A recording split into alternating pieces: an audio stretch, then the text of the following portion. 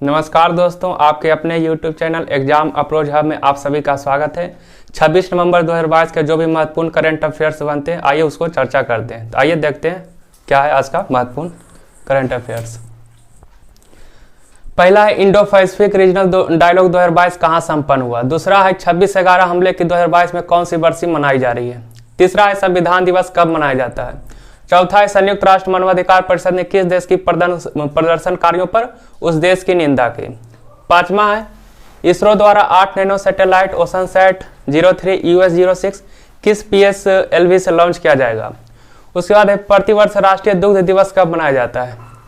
उसके बाद है सातवां कौन सा फुटबॉलर 5 वर्ल्ड कप में गोल करने वाला पहला खिलाड़ी बन गया है। आठवां है 25 नवंबर 2022 को IIT रुड़की का कौन सा संस्करण मनाया गया।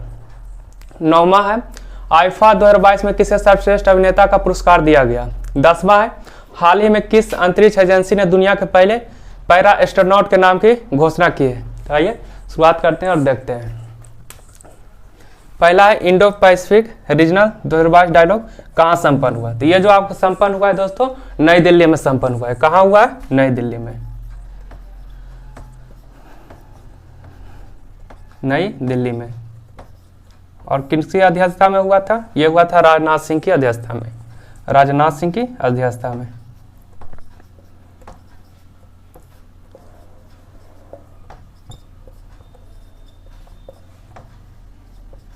राजनाथ सिंह की अध्यक्षता में। तो इंडो पैसिफिक रीजनल डायलॉग 2022 कहाँ संपन्न हुआ? नई दिल्ली में संपन्न हुआ, राजनाथ सिंह की अध्यक्षता में।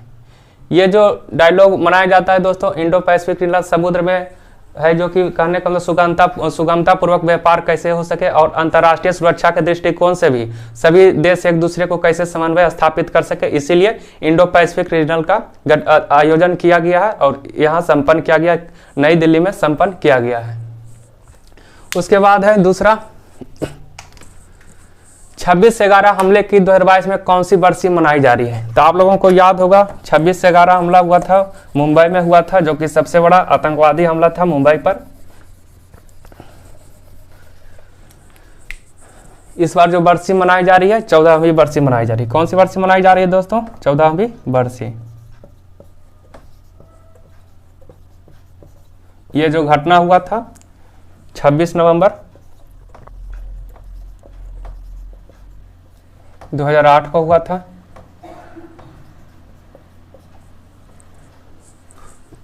और ये मुंबई में हुआ था।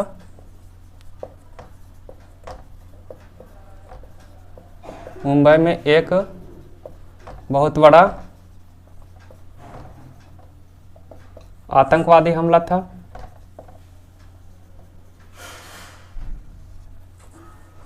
बहुत बड़ा आतंकवादी हमला था। 26 नवंबर 2008 को मुंबई में एक बहुत बड़ा आतंकवादी हमला था, इसलिए इसको 26/11 का नाम दिया गया था। किसका नाम दिया गया? 26/11 का नाम दिया गया।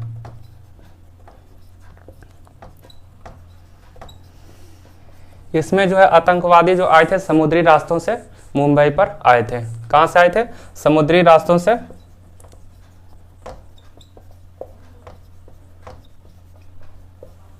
समुद्री रास्ते से 10 आतंकवादी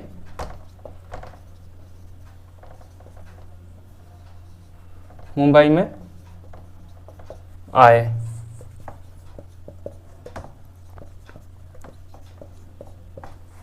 और मुंबई में जो खासकर निशाना बनाया गया, तो आप तो जानते होंगे ताज होटल को हो गया। जैसे मुंबई में ताज होटल,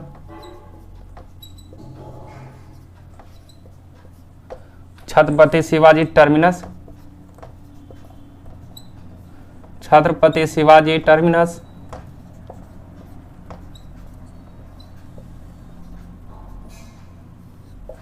लियोफेल कैफे,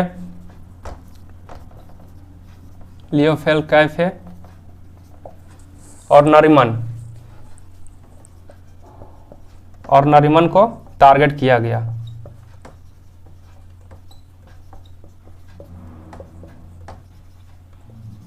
और नरीमन को टारगेट किया गया।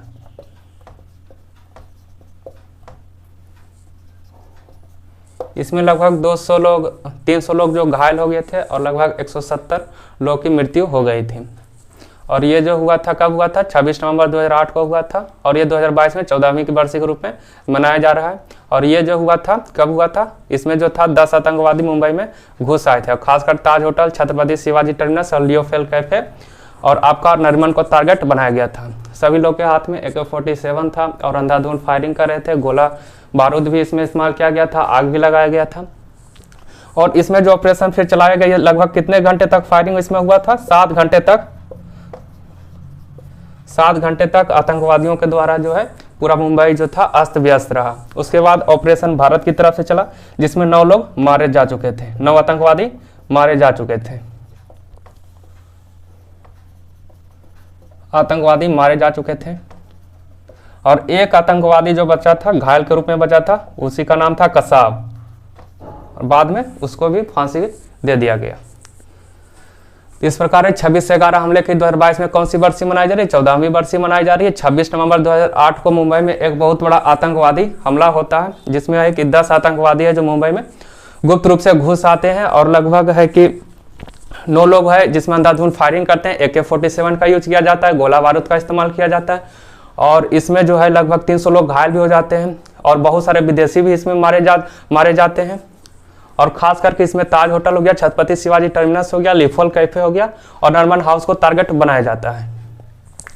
तो ये रहा 26 से 11 हमले का एक झलक। अब आइए तीसरे प्रश्न की ओर चलते हैं। तो ये कब हुआ था दोस्तों? ये हुआ था 26 नवंबर 2008 को हुआ था।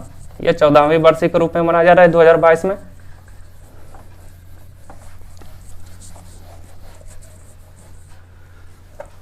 उसके बाद एक तीसरा संविधान दिवस कब मनाया जाता है? तो संविधान दिवस जो मनाया जाता है दोस्तों 26 नवंबर को मनाया जाता है। और ये संविधान जो बनाने का निर्माण हुआ था किसके तहत हुआ था? कैबिनेट मिशन के तहत हुआ था। और कैबिनेट मिशन जो होता है, भारत का आगमन कब होता है? भारत में आगमन होता है 1946 में, मार्च 1946 में। ये जो मनाया जाता है संविधान दिवस कब मनाया जाता है दोस्तों? 26 नवंबर को, 26 नवंबर को। अब संविधान निर्माण की बात आती है तो ये जो संविधान निर्माण होता है कैबिनेट मिशन के तहत होता है। संविधान का निर्माण कैबिनेट मिशन के तहत होता है।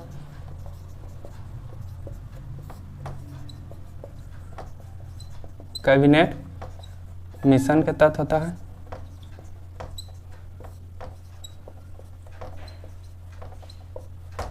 जो कि भारत में मार्च 1946, 24 मार्च 1946 को कैबिनेट मिशन जो आता है भारत 24 मार्च 1946 को। और कैबिनेट मिशन जो रहते हैं 3 सदस्य रहते हैं। ये क्वेश्चन जो है काफी परीक्षा के दृष्टिकोण से महत्वपूर्ण है कि कैबिनेट मिशन में कितने सदस्य रहते हैं? 3 सदस्य। कैबिनेट मिशन में कितने सदस्य रहते हैं? 3 सदस्य। कैबिनेट मिशन में 3 सदस्य रहते हैं। एक हो गया पैथिक लॉरेंस,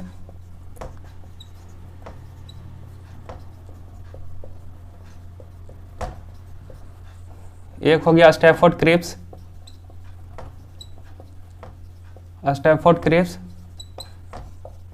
और एक हो गया एबी अलेक्जेंडर। कौन? A V Alexander.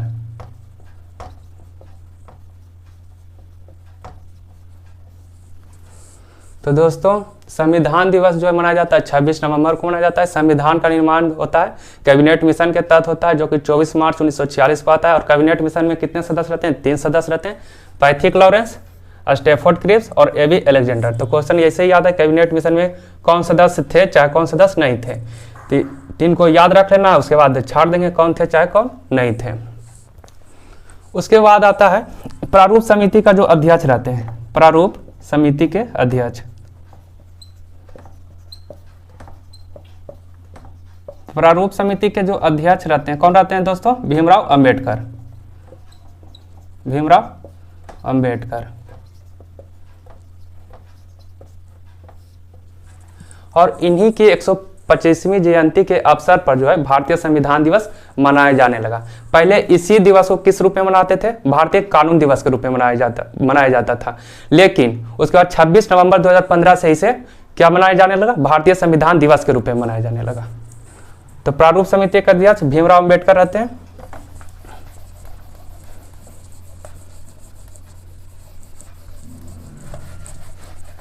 कैबिनेट मिशन कब आता है दोस्तों भारत? 24 मार्च 1946 को।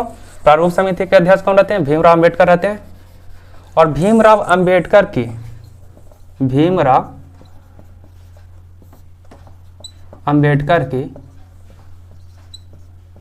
125वीं जयंती पर 125वीं जयंती पर भारतीय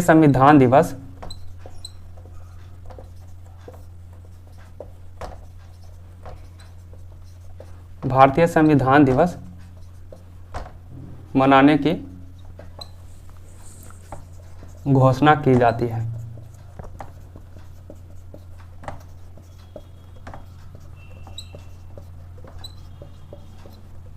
और ये कब किया जाता है दोस्तों? 26 नवंबर 2015 से। कब दोस्तों? 26 नवंबर 2015 से। पहले यही दिवस जो था, पहले यही दिवस भारतीय कानून दिवस के रूप में मनाया जाता था। भारतीय कानून दिवस के रूप में मनाया जाता था।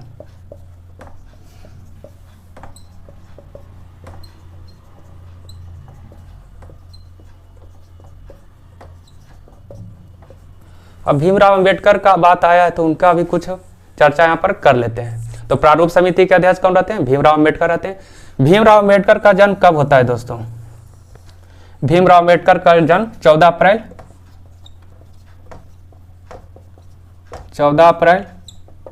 1891 में मध्य प्रदेश के महू नामक स्थान पर होता है। मध्य प्रदेश के महू नामक स्थान पर होता है। हम लोग 26 नवंबर को ही संविधान दिवस क्यों मनाते हैं दोस्तों? क्योंकि 26 नवंबर को ही जो था हमारा संविधान, 26 नवंबर 1949 को हमारा संविधान बनकर तैयार हो गया था। 26 नवंबर 1949 को हमारा संविधान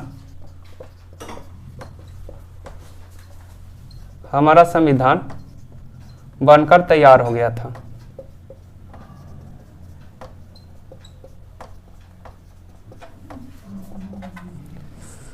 छब्बीस नवंबर 1949 को हमारा संविधान बनकर तैयार हो गया था, इसीलिए हम लोग 26 नवंबर को संविधान दिवस के रूप में मनाते हैं। 26 नवंबर को संविधान दिवस के रूप में मनाते हैं।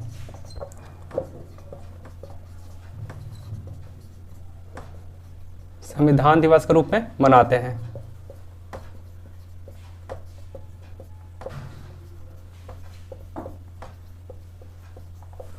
दोस्तों 26 नवंबर 1949 को हमारा संविधान बनकर तैयार हो गया, लेकिन लागू कब होता है? ये होता है 26 जनवरी 1950 से हमारा जो संविधान होता है वो पूर्ण रूप से लागू होता है। तो भीमराव अंबेडकर की 125वीं जयंती पर भारतीय संविधान मनाने की घोषणा की जाती है। 26 नवंबर 2000 पहले से यह दिवस किस रूप में मनाया जाता था? भारतीय कानून दिवस के रूप में या भारतीय विधि दिवस के रूप में मनाया जाता है। भीमराव अंबेडकर का जन्म कब होता है दोस्तों? 14 अप्रैल 1891 ईस्वी में होता है। मध्य प्रदेश के महू नामक स्थान पर होता है। और चूंकि 26 नवंबर 1949 को हमारा संविधान बनकर तैयार हो गया था, इसलिए 26 नवंबर को हम लोग भारतीय संविधान दिवस के रूप में मनाते हैं। और जबकि लागू कब होता है दोस्तों? 26 जनवरी 1950 को लागू होता है।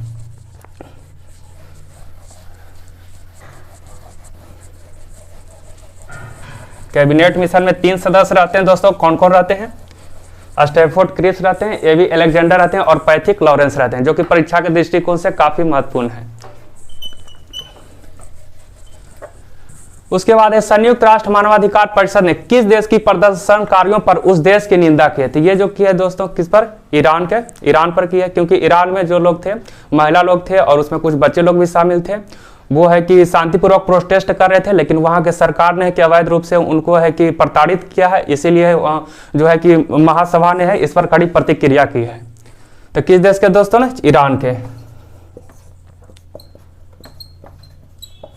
ईरान देश पर है जो अपना है उस देश की निंदा की, ईरान की निंदा की संयुक्त राष्ट्र महासभा द्वारा, संयुक्त राष्ट्र मानवाधिकार परिषद द्वारा।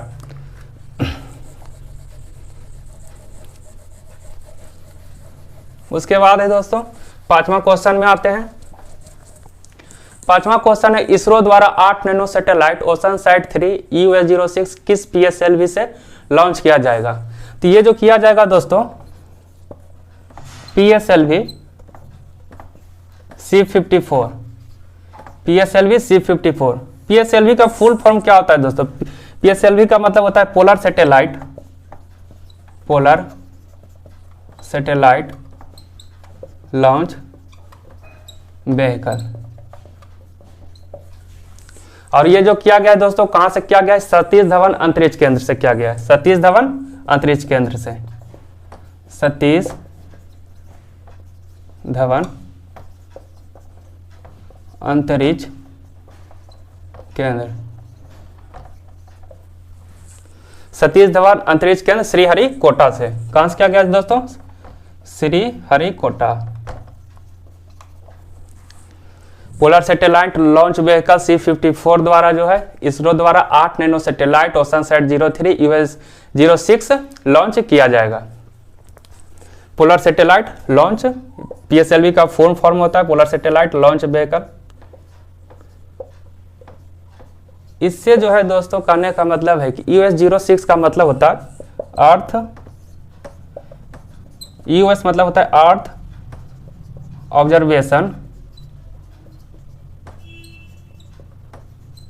Observation satellite.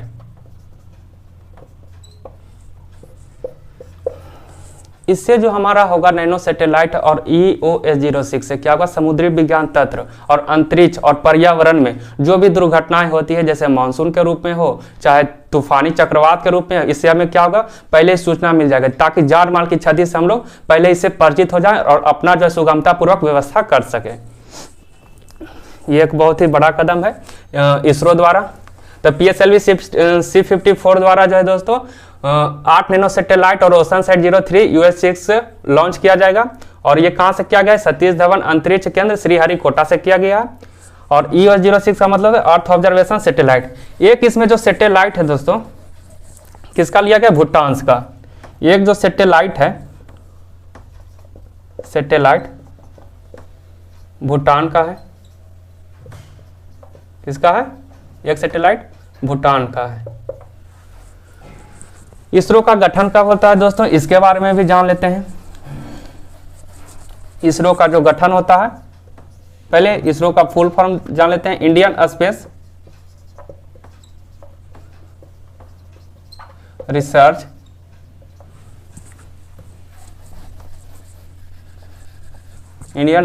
Research organisation.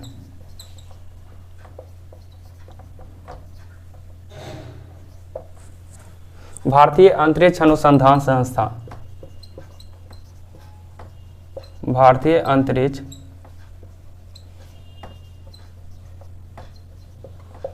अनुसंधान संस्थान। इसका जो गठन होता है दोस्तों कब होता है? इसका जो गठन होता है 15 अगस्त 1969 को होता है। अभी इसके वर्तमान में अध्यक्ष कौन है? इसके वर्तमान में अध्यक्ष हैं सोमनाथ है। DRDO के अध्यक्ष कौन है दोस्तों? DRDO के महानिदेशक कौन है? समीर वी कामत है। DRDO के महानिदेशक कौन है दोस्तों? समीर वी कामत। तो इसरो द्वारा 8 नैनो सैटेलाइट ओशनसाइट 03 EOS-06 किस PSLV से लॉन्च किया जाएगा? तो PSLV C-54। ये याद रखना है PSLV C-54 परीक्षा में, क्योंकि यही पूछेगा दोस्तों कि किससे लॉन्च किया गया था। PSLV C-54। उसके बाद है प्रतिवर्ष राष्ट्रीय दुग्ध दिवस कब मनाया जाता है? तो इसरो का गठन होता है 15 अगस्त 1969 को। इसके अध्यक्ष अभी कौन है? सोमनाथ है। DRDO के महानिदेशक कौन है? समीर वी कामत है। और DRDO का गठन कब होता है दोस्तों? 1 जनवरी 1958 को। DRDO का फुल फॉर्म क्या होता है? Defence research and development organisation. आइए चलते हैं नेक्स्ट क्वेश्चन की ओर। प्रतिवर्ष राष्ट्रीय दुग्ध दिवस कब मनाया जाता है? तो ये जो मनाया जाता है दोस्तों, ये भी 26 नवंबर को ही मनाया जाता है, राष्ट्रीय दुग्ध दिवस 26 नवंबर को।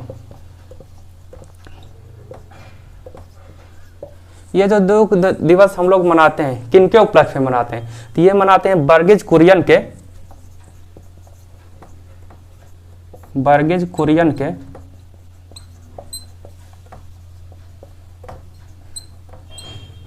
जन्म दिवस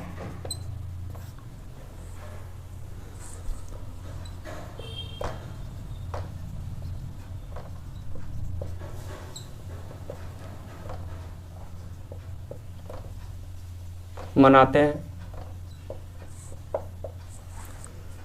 ये वर्गीज कुरियन के उनके नाम पर मनाते हैं। क्या मनाते हैं? राष्ट्रीय दुग्ध दिवस। और इनका जो है राष्ट्रीय दुग्ध दिवस में बहुत ही महत्वपूर्ण योगदान रहता है। और इनका जो संबंध रहता है किससे रहता है? फ्लड ऑपरेशन परिवर्तन से भी रहता है, जो कि इनका महत्वपूर्ण योगदान इसलिए भी रहता है क्योंकि इनका जो रहता है प्रत्येक व्यक्ति आय से दुगुना जो है दुग्ध उत्पादन करने का इनका लक्ष्य रहता है। तो और ये जो है इसमें कामयाब भी होते हैं वर्गीज कुरियन। और इन्हीं को दुग्ध दिवस को हमें किस नाम से जानते हैं? श्वेत क्रांति को नाम से जानते हैं। श्वेत क्रांति। श्वेत क्रांति किससे संबंधित है? दूध उत्पादन से संबंधित है श्वेत क्रांति। और है वर्गीज कुरियन को कई बार यहाँ का भारतीय राष्ट्रीय जो सम्मानित पुरस्कार रहता है उससे भी कई बार पुरस्कृत किए जा चुके हैं। पद्म विभूषण हो चाहे पद्म भूषण हो, पद्म श्री से भी इनको सम्मानित किया जा चुका है, क्योंकि यह है जो कि भारतीय दुग्ध उत्पादन में जो है इनका महत्वपूर्ण योगदान रहता है। और ये जो रहते हैं पूरा विश्व में है भारत को अव्वल स्थान पर लाकर खड़े कर देते हैं। इसलिए वर्गीज कुरियन का जो रहता है दुग्ध उत्पादन में इनका बहुत ही महत्वपूर्ण है योगदान रहा है। इसीलिए 26 नवंबर को दो तिथि मनाते हैं, एक संविधान दिवस के रूप में और एक मनाते हैं दुग्ध दिवस के रूप में मनाते हैं। उसके बाद है 7वां, कौन सा फुटबॉलर 5 वर्ल्ड कप में गोल करने वाला पहला खिलाड़ी बन गया है दोस्तों? तो ये अभी चल रहा है खेल, आप लोगों को पूर्ण इससे परिचित होना भी चाहिए। तो ये कौन खिलाड़ी है दोस्तों? Cristiano Ronaldo. कौन है? Cristiano Ronaldo. और ये कहाँ के हैं दोस्तों? ये जो है पुर्तगाल के हैं। कहाँ के हैं दोस्तों? पुर्तगाल के।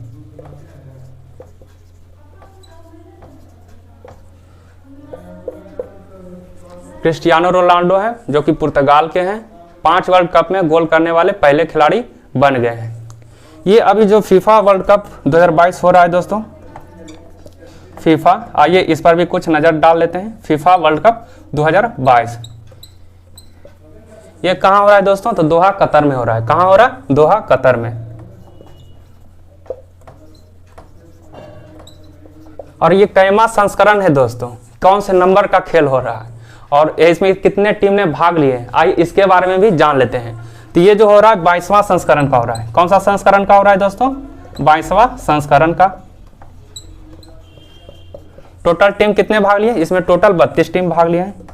टोटल 32 टीम भाग लिए हैं। और फीफा का फुल फॉर्म क्या होता है दोस्तों? Federation international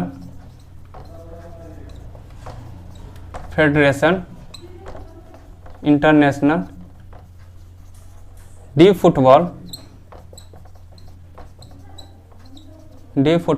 association.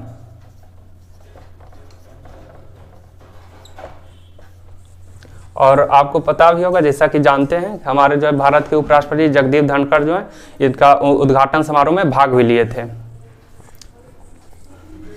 फीफा का full form federation international D football association. FIFA world cup 2022 हो रहा है, कहाँ हो रहा है? दोहा कतर में हो रहा है। और कहाँ हो रहा है? खलीफा इंटरनेशनल स्टेडियम। कहाँ हो रहा है दोस्तों? खलीफा इंटरनेशनल स्टेडियम। खलीफा इंटरनेशनल स्टेडियम। उसके बाद इस फुटबॉल का नाम भी रखा गया अल रेहला, जो किसके द्वारा रखा गया दोस्तों? एडी डास द्वारा। इस फुटबॉल का नाम रखा गया है अल रेला, जो कि एडी डास के द्वारा बनाया गया है। किसके द्वारा? Adidas. एडी डास का फुल फॉर्म क्या होता है? All day I dream about sports. Adidas का फुल फॉर्म होता है all day I dream about sports. Adidas का बहुत सारा ब्रांड भी आता है, शूज हो गया, और कहने का मतलब है बहुत सारे क्लॉथ्स भी आते हैं, इसका आते हैं, जो कि यूरोपियन कंपनी का, यूरोपियन कंट्री का नंबर 1 पे आता है। एडिडास नंबर 1 कंपनी पर आता है, नंबर 1 कंपनी पे, या नंबर 1 रैंक पे भी बोल सकते हैं, नंबर 1 रैंक पर आता है। और पूरा विश्व में कौन आता है दोस्तों नंबर 1 पर? वो आता है नाइक। कहाँ का आता है? नाइक का।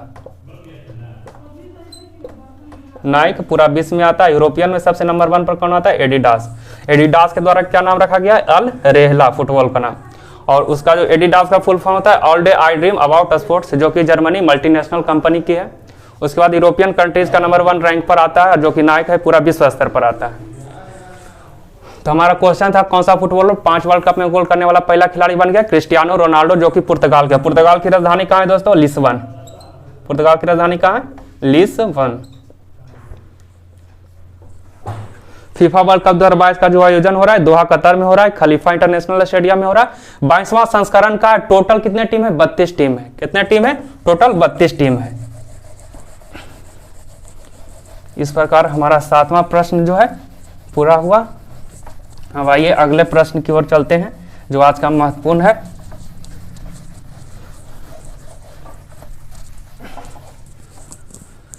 आठवां 25 नवंबर 2022 को आईआईटी रुड़की का कौन सा संस्करण मनाया गया? तो आईआईटी रुड़की के बारे में थोड़ा सा नजर जान लेते हैं दोस्तों। आईआईटी रुड़की, आईआईटी का full form Indian institute of technology.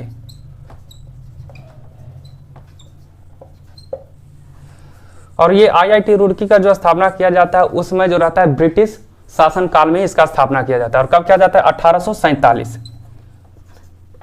1847, 1947 100 वर्ष, और 1947 से 2022 75 इधर जोड़ दीजिए, यानी 175वीं संस्करण मनाया जा रहा है। 175वीं स्थापना दिवस मनाया जा रहा है। 175वीं स्थापना दिवस। और इसमें जो है हिस्सा लेने वाले कौन है? लोकसभा अध्यक्ष जो है ओम बिरला। कौन लेंगे इसमें हिस्सा? लोकसभा अध्यक्ष ओम बिरला।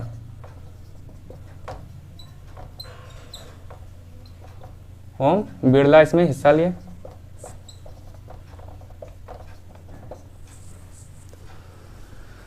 पहले लोकसभा अध्यक्ष कौन रहते हैं? एक क्वेश्चन यहां पर बनता है, पहले लोकसभा अध्यक्ष। पहले लोकसभा अध्यक्ष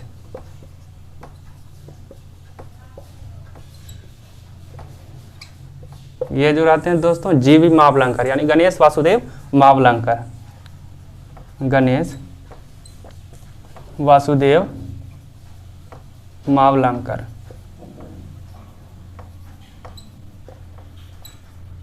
अब दोस्तों आया बात उत्तराखंड के बात आया, तो उत्तराखंड के बारे में जान लेते हैं। इसका गठन कब हुआ था और किस राज्य से जो है ये अलग हुआ था? तो आईआईटी रुड़की का 1847 में इसका स्थापना था, और उस समय जो रहता है इसका नाम ब्रिटिश के नाम के द्वारा ही रखा जाता है। उसके बाद और नाम भी चेंज होता है। उसके बाद आईआईटी रुड़की जो कि यहाँ के द्वारा रखा जाता है। और अभी जो मनाया जा रहा है 175वीं स्थापना दिवस मनाया जा रहा है। और इसमें जो भाग लेने वाले लोकसभा अध्यक्ष ओम बिरला इसमें भाग लिए। और इसका फुल फॉर्म जो होता है आईआईटी का इंडियन इंस्टीट्यूट ऑफ टेक्नोलॉजी होता है। और इसका जो गठन होता है कब होता है दोस्तों? स्थापना जो होता है 1847 में होता है। और पहले लोकसभा अध्यक्ष कौन है? गणेश वासुदेव मावलंकर। पहले लोकसभा अध्यक्ष कौन थे? गणेश वासुदेव मावलंकर।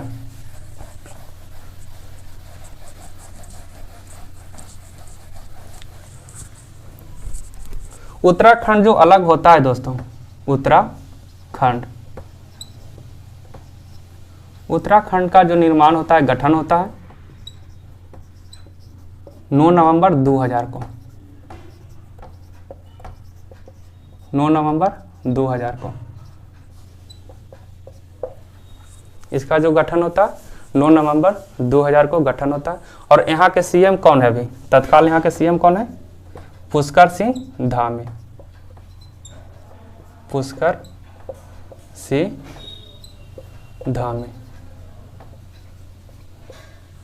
और एक आपको याद और रखना होगा, इसी डेट में जो है 15 नवंबर 2000 को कौन अलग होता है? झारखंड होता है बिहार से। बिहार का होता है, मतलब झारखंड जो अलग होता है, झारखंड का गठन होता है 15 नवंबर 2000 को।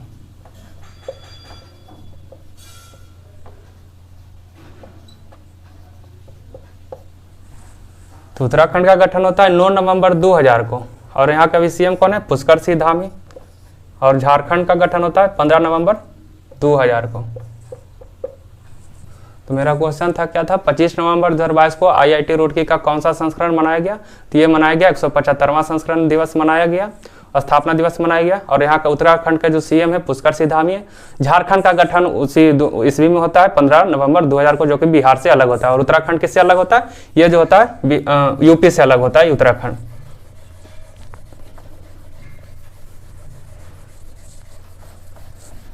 और उत्तराखंड के ब्रांड एम्बेसडर कौन है दोस्तों? कल ये क्वेश्चन हुआ।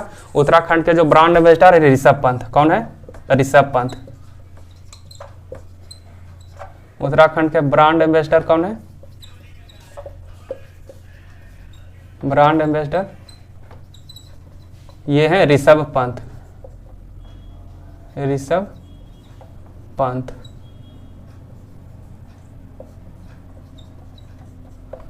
दोस्तों एक और मैंने कल ही कराया था मैक्स लाइफ इंश्योरेंस का। मैक्स लाइफ इंश्योरेंस का, मैक्स लाइफ इंश्योरेंस का ये जो है कौन है? रोहित शर्मा।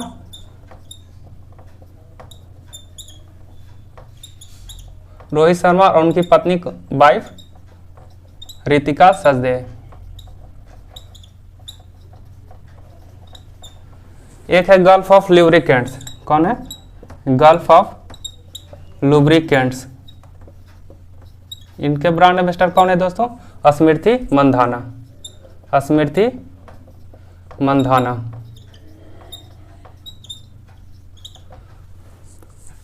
एक है गरुड़ का, एक है गरुड़ का, गरुड़, गरुड़ और शायद इसका नाम है, इसके जो है महेंद्र सिंह धोनी। कौन है दोस्तों?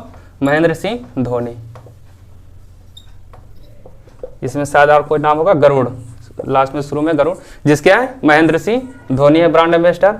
गल्फ ऑफ लुब्रिकेंट्स के स्मृति मंधाना है। मैक्स लाइफ इंश्योरेंस के रोहित शर्मा और उनकी पत्नी रितिका सचदेव है। उत्तराखंड के ब्रांड एम्बेसडर कौन है? Brand ambassador Rishabh Pant. इस प्रकार जो हुआ हमारा 8वां क्वेश्चन जो है दोस्तों, ये यहीं पर मतलब कि चर्चा इसका समाप्त होता है। अब अगले क्वेश्चन की ओर चलते हैं। अगर इसमें भी और जो इम्पोर्टेंट रहेगा उसको भी लेकर धीरे धीरे है इसमें जहां जहां जरूरत रहेगा विस्तृत वर्णन करेंगे। उसके बाद है 9वां आईफा अवार्ड 2022 में किसे सर्वश्रेष्ठ अभिनेता का पुरस्कार दिया गया? तो ये जो दिया गया है दोस्तों, किसको दिया गया है? विक्की कौशल को। किसको दिया गया है दोस्तों? विक्की कौशल को। विक्की कौशल।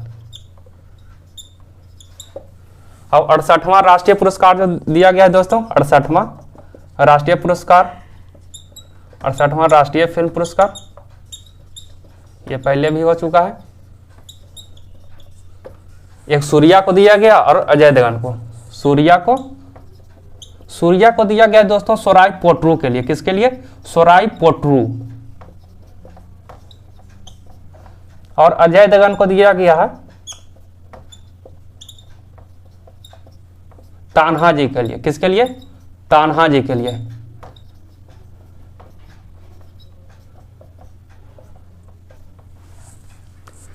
तो आईफा 2022 में किसे सर्वश्रेष्ठ अभिनेता को पुरस्कार दिया गया है? तो ये दिया गया विक्की कौशल को दिया गया 68वां राष्ट्रीय फिल्म पुरस्कार में। किसे दिया गया दोस्तों? तो सूर्या को दिया गया सोराई पोट्रू के लिए और अजय देवगन को दिया गया तान्हा जी के लिए।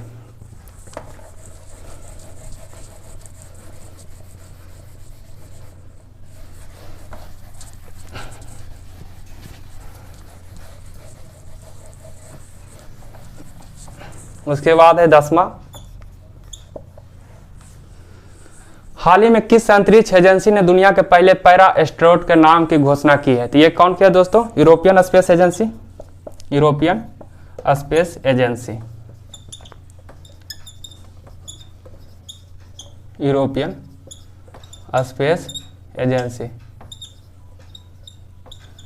जो कि दुनिया में जो है पहले पैरा एस्ट्रोनॉट के नाम की घोषणा की है। यूरोपियन स्पेस एजेंसी ने, जो ब्रिटिश मूल के हैं। कहाँ के हैं? ब्रिटिश मूल के हैं।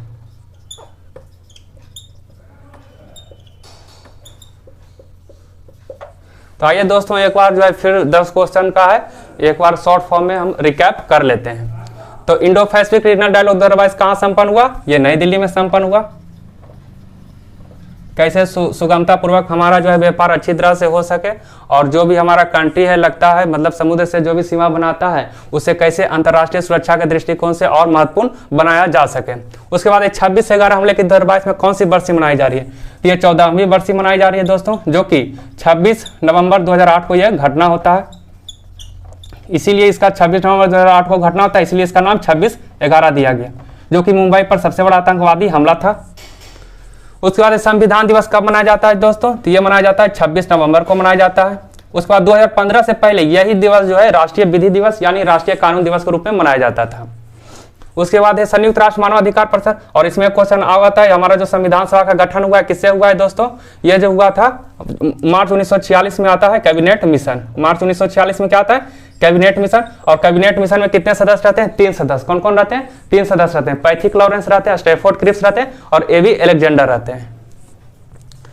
उसके बाद है हम लोग मतलब संविधान दिवस जो है 26 नवंबर को ही क्यों मनाते हैं? क्योंकि 26 नवंबर 1949 को जो है हमारा संविधान बनकर तैयार हो गया था, और 26 जनवरी को 1950 को जो है हमारा संविधान पूर्ण रूप से लागू हो गया था। इसलिए 26 जनवरी को है हम लोग गणतंत्र दिवस के रूप में मनाते हैं।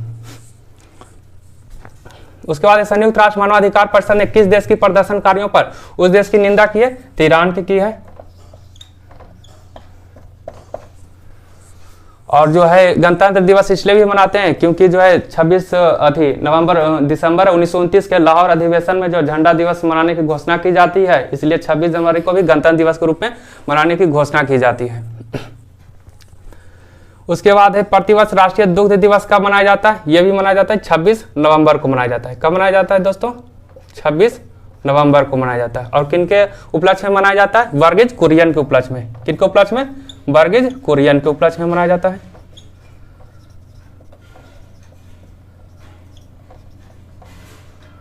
और श्वेत क्रांति के जनक वर्गीज कुरियन को ही कहा जाता है। श्वेत क्रांति के जनक वर्गीज कुरियन को।